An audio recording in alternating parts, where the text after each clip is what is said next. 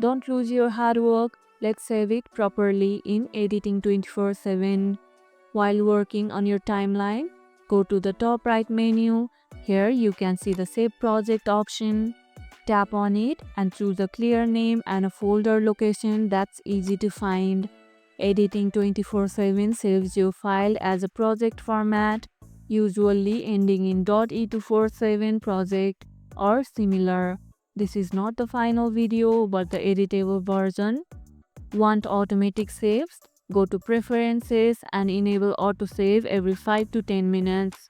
This way, even if it crashes, you won't lose everything. Always save backups on cloud or USB if you are working on long projects.